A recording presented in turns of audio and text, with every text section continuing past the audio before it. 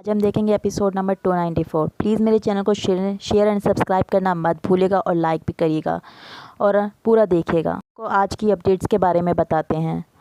उधर गीता रसोई में काम कर रही होती है और बा गीता पर नज़र रखती है दूरबीन के साथ में और बोलती है कि ये काव्या तो काम वाली के बाई के सर पे पूरा घर छोड़ के चली गई, मैं इस पे कैसे भरोसा करूं। उधर मेड टीवी फ़ोन में देखते हुए सारा सर्फ मशीन में डाल देती है और इतने में बा आती है और बोलती है कि रुक रुक रुक, ये क्या कर रही हो। लेकिन मेड कहते कि क्या हुआ। लेकिन बा कहते हैं कि पूरे अहमदाबाद के कपड़े धोने हैं क्या, इतना सर्फ कौन डालता है पूरे डब्बे से, चम्मच से डालना चाहिए तुम्हें। और फिर कहती है कि मुझे दिखा नहीं। लेकिन कैसे दिखेगा, आंखें फ़ोन से हटाएगी तभी तो दिखेगा, चम्मच के साथ सर्फ में डालना चाहिए। बा उसे नाप के 2 चम्मच सर्फ देती है और सारा सर्फ डब्बे में वापस डाल लेती है। उधर नंदिनी भी और समर भी लाइट ठीक कर रहे होते हैं और नंदिनी बोलते हैं कि हमें लाइट ठीक करने की क्या ज़रूरत है। लेकिन समर बोलते हैं कि 2000 रुपये मांगता है बिजली वाला। लेकिन इतने में नंदिनी का पैर फिसल जाता है और दोनों में रोमांटिक सीन क्रिएट हो जाता है। कहता है कि काम के बीच में प्यार के लिए भी टाइम निकाल लेना चाहिए। और फिर नंदिनी समर से हाथ छुड़ा के वहाँ से जाने लगती है। दोनों में मीठी सी नोक-झोंक दिखाते हैं और बोलती है नंदिनी आई मिस यू। लेकिन समर कहता है कि मैं तो यहीं हूँ तुम्हारे पास, लेकिन हमेशा नहीं होते तुम मेरे साथ, नंदू कहते हैं। लेकिन समर कहता है कि वो दिन भी बहुत जल्दी आएगा, लेकिन मम्मी के रिकवर करने के बाद हमारी शादी की बात करूँगा। लेकिन कूल डूड के फ़ैसले के बाद सब कुछ बड़ा अजीब सा हो गया है। शू मम्मी हमारे साथ रहती है, लेकिन मैं बहुत घबरा जाती हूँ जब मुझे सोचती हूँ कि काव्या के साथ मुझे रहना पड़ेगा। लेकिन उसे रिलैक्स करता है और सॉल्यूशन बताता है कि मैं यहाँ पर काम एकेडमी को जान लगा दूँगा और सब कुछ तुम्हारा एक अलग घर लेऊँगा। मेड फ़ोन पे बात कर रही होती है और इस घर के बारे में बता रही होती है और इतने में अनुपमा ये सब सुन लेती है और अनुपमा को देखकर मेड बोलती है कि मैं अपनी बहन से बात कर रही थी। लेकिन अनुपमा को बुरा लगता है और अनुपमा उसके बारे में अपने बारे में सब कुछ बताती है। मैं उनकी पहले पत्नी हूँ, हमारा तलाक हो चुका है, मेरे माँ बापूजी ने मुझे जाने नहीं दिया, इसलिए मैं यहाँ पर रहती हूँ अपने बच्चों के साथ में। किसी को भी बताना हो तो सच बताओ, मसाला डालने का शौक है तो खाने में डालो। लेकिन मुझे आपके लिए बहुत बुरा लगता है मैडम।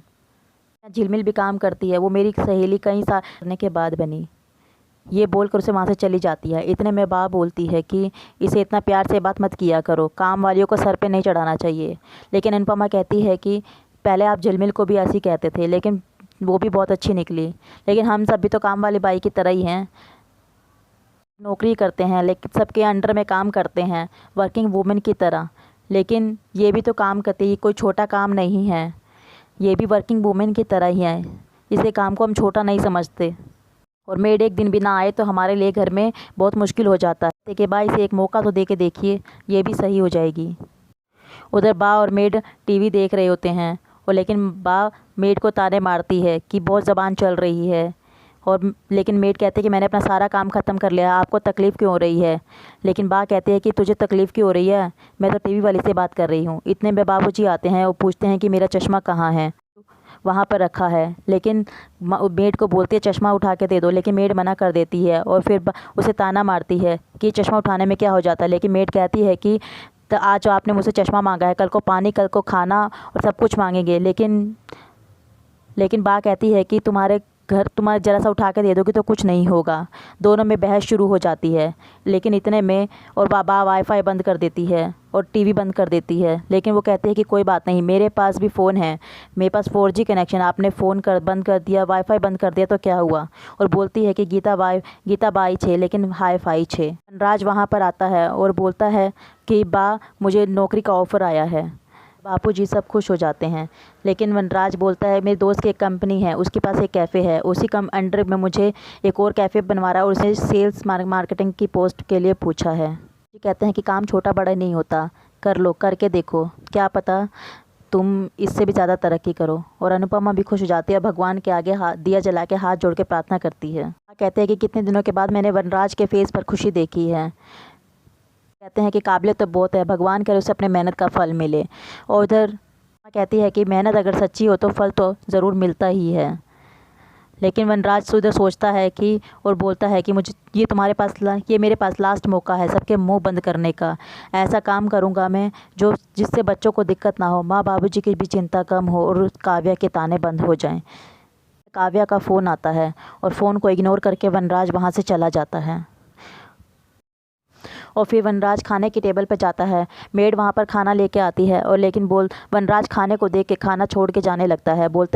मेड बोलती है कि मैडम ने बोला है ये ऐसा ही खाना बनाने के लिए, लेकिन बा उसे रोक देती है और उसे खाना सर्व करती है। बोलती है कि अभी तुम्हारे खाने से टेबल से उठने के दिन नहीं आए। इतने में मेड बोलती है कि अगर पहली बीवी से ही खाना था तो मुझसे इतनी मेहनत क्यों करवाई। लेकिन वनराज बोलता है कि बा इसे कुछ समझाइए, लेकिन बा बोलती है कि तुम अपनी पत्नी को समझाओ, ये अपने आप समझ जाएगी।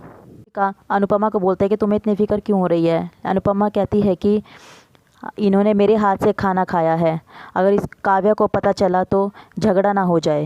अनुपमा, पाखी और समर लीची खा रहे होते हैं और बोलते हैं कि लीची हमें ज़रूर खानी चाहिए, और बोलते हैं कि लीची हमारे घर में दूसरे दिन क्यों आती है। लेकिन समर बोलता है कि हेल्दी होने के साथ साथ सस्ती भी है, इसलिए हमें।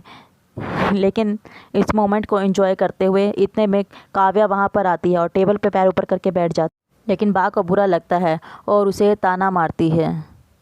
और इतने में अनुपमा से बात कर रही है, लेकिन काव्या कहती है कि बा मुझसे क्यों नहीं बात कर रही। लेकिन बा कहती है कि तुम मुझसे बात करने के लिए मरे क्यों जा रही हो, जब तुमने तो कहा था कि सुबह मुझसे बात कर बेकार है। क्या आती है और बात आना मार फिर से मारती है कि कुछ लोग सिखाने पर भी नहीं सीखते। फिर काव्या पूछती है कि मेरे पीछे से कुछ हुआ है क्या।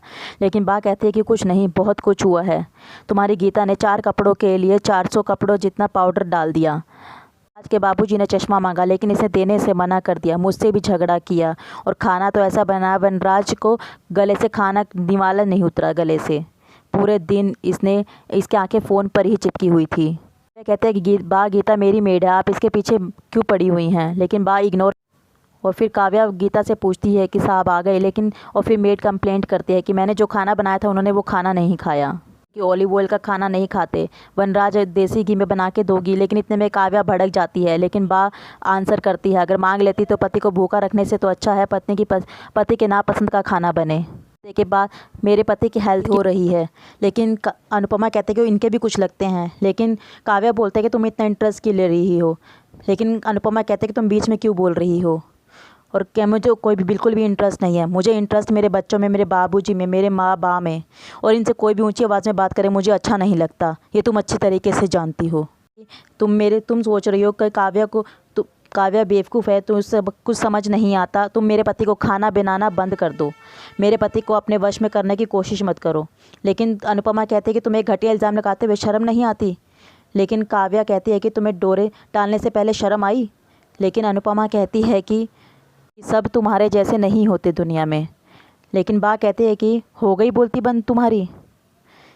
लेकिन उधर गीता से बोलती है कि तुम वही खाना बनाना जो मैं तुम्हें कहूँगी। वी की फिटनेस का ख्याल सिर्फ उसकी पत्नी ही रख सकती है, और जो लोग खुद फिट नहीं है वो दूसरों की फिटनेस का क्या ख्याल रखेंगे। लेकिन इतने में बा कहती है कि तुम्हें क्या मैं मोटी लगती हूँ। माना कि तुझ में अकल नहीं है, पर इतनी तो समझ है कि आदतें एक दिन में नहीं बदलती। आदत है, शर्ट नहीं है, जो पत्नी ने बोला और पति ने 1 मिनट में बदल लिया। लेकिन काव्या कहती है कि प्लीज़ बा, आप मेरे और मेरे पति के बीच में मत आइए।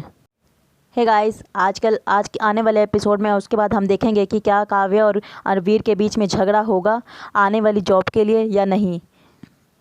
प्लीज़ मेरे चैनल को शेयर और सब्सक्राइब करना मत भूलिएगा।